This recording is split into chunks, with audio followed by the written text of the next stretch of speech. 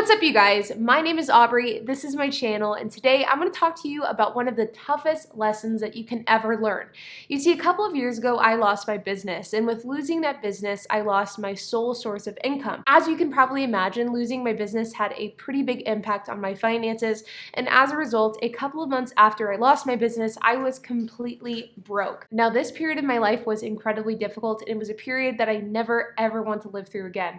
But it was a period of my life that offered me a ton of lessons that I still carry with me today. So in this video, I'm going to be breaking down what these lessons are so that you can learn these lessons without actually going broke yourself. So let's get started. Now, like most people in the early 20s, I was super money hungry growing up. In high school, college, and in my early 20s, all I wanted was to be rich. I feel like I thought about it 24/7, and I really focused on how I could become a millionaire at the youngest age possible. I got a pretty decent head start at this endeavor because in high school, I invested in the stock market, got really lucky with a couple of stocks, and graduated high school with about $100,000 in my bank account. This money was just burning a hole in my pocket, and I was just eager to use that money to start a business. I ultimately ended up opening a franchise in my early 20s, becoming the youngest franchisee in the system that I was a franchisee for. Very long story short, by the time I was 25, I ended up losing this business. In fact, I lost this business about 1 month after I turned 25. As you can probably imagine, this period of my life was incredibly difficult. I was depressed, I was having trouble sleeping, I was constantly anxious, I didn't know what I wanted to do with my life. It was like a domino effect of negative consequences, really all stemming from the fact that I was broke. And even though this was by far the hardest 1-year period of my life, I'm ultimately thankful that it happened because it ended up leading me to where I am today, and I learned some incredibly valuable lessons. And so with that, let's dig into the very first lesson that I learned, and that is to not adjust your spending even if you see an increase in your income.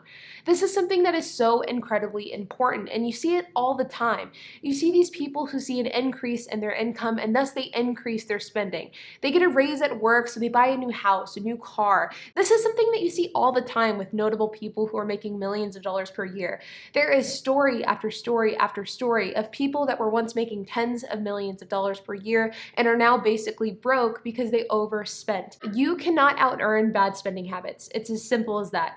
If you continuously spend more than you make, you will always spend more than you make, and you will never be able to get yourself out of debt. You will never be able to invest money. You will never be able to get ahead.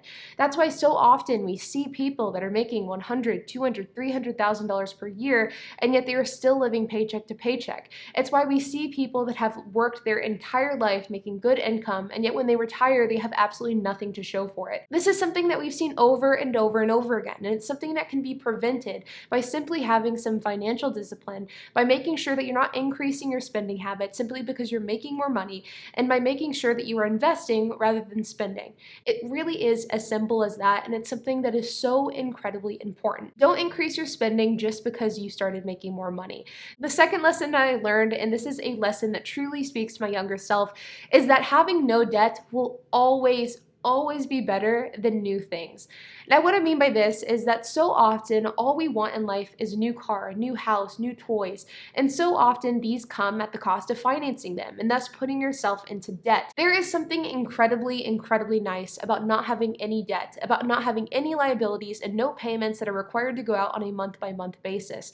And this is something that far too many people do not get to experience because they are constantly in the cycle of financing new cars, getting new leases, buying new toys, buying new houses, and thus they've normalized the feeling of having a monthly payment.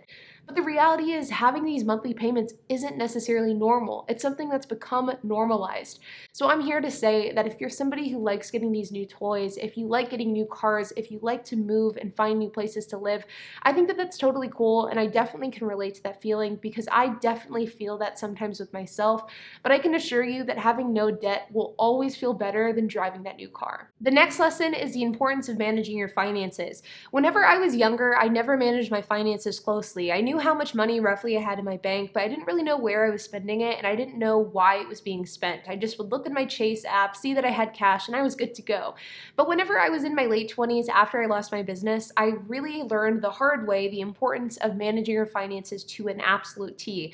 And the reason why I had to learn this lesson is because I had such little amount of money that I needed to be so strategic of how I spent that money in order to cover all of my bills. I'm not kidding. Whenever I was at my lowest, I was having to strategically pay my bills bills based off of the very little amount of money that I had in my bank account. I knew which accounts and which bills could possibly go overdue by a few days or even a few weeks. I knew when I needed to pay the water bill or else our water would be shut off. It was incredibly, incredibly tight. But the fact that things were so tight, it really forced me to pay a very close eye on my financial situation and to see how much money was coming in, how much was going out, and where I was spending all my cash. I did this out of necessity a few years ago, but now today in 2021, I simply do it out of habit because I feel like it is the best thing to do with your money if you want to be successful financially. If you cannot manage a small amount of money, you're not going to be able to manage a large amount of money.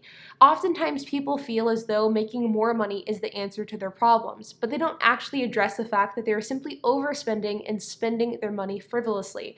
You need to be able to manage your finances, whether you're making $1,000 a month, $5,000 a month, $10,000 a month, or $100,000 a month.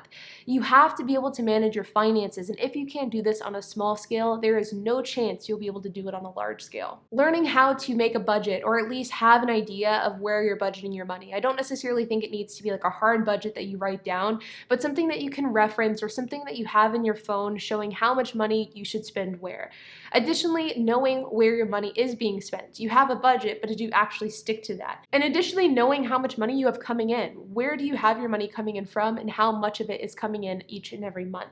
These are all important things to know and important things to keep an eye on, because it's important to understand your financial situation. And until you start keeping an eye on these aspects of your finances, you'll never be able to understand the full picture. The next lesson is that side hustles are your friend. Now, one of the reasons why I made this YouTube channel was to highlight different types of side hustles that you can take advantage of in order to help you get ahead financially. And this really stemmed from the fact that side hustles helped me do this exact same thing. 10 or 20 years ago, if I would have lost my business, I would have had no other choice but to go and get a 9-to-5 job, because 10 or 20 years ago, there simply weren't the options that there are today. But today, with side hustle culture, there is so many different ways to make money out there. You can turn to Uber Eats, DoorDash, Turo, Airbnb, freelancing. Your options are very literally limitless. And it is because of side hustles and because of side hustles only that I was able to stay self-employed and I was able to get out of the financial hole that I was in. It's ultimately why I'm sitting here in front of you today. Side hustles can be the answer to your financial struggles. If you're somebody that needs to make an extra $500 or $1,000 a month, that can absolutely be achieved in the world of side hustles. I think that side hustles is probably the most game-changing opportunity of this decade, and I truly do believe that. I believe that with side hustles, you can take somebody who isn't making enough to make ends meet, and you can turn that person into somebody that is able to save a couple of $100s per month.